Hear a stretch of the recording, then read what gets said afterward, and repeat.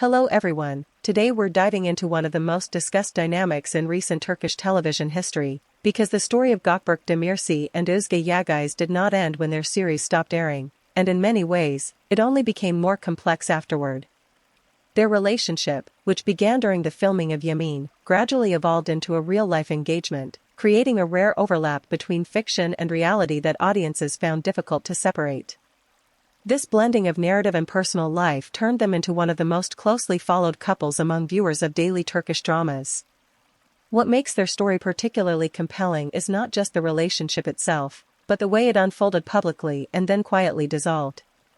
By 2022, their engagement ended, and while neither of them escalated the situation into public drama, the absence of clear explanations fueled speculation across fan communities.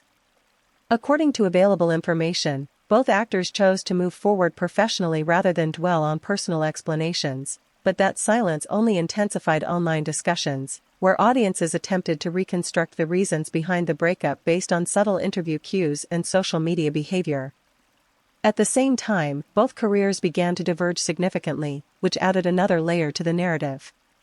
Yağız transitioned into higher-profile projects such as Baba and later Safir, steadily building a more diverse portfolio, while Demirci continued developing his presence in series like Yüksek Kız Kardeşler, where he explored a different type of character with more internal conflict.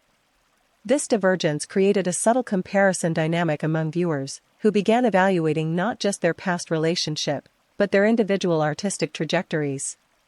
Interestingly, fan discussions did not simply disappear after the breakup but evolved into ongoing theories about possible reconciliation, especially whenever either actor gave a vague or emotionally nuanced interview.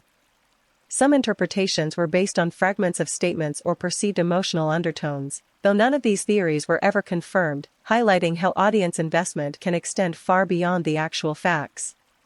So now the story of these two actors is no longer about a relationship alone, but about how two careers can begin from the same point and evolve in completely different directions while remaining permanently linked in public memory. And the real question becomes whether audiences will ever fully separate their individual identities from the story that first connected them, or if that connection will always define how they are perceived.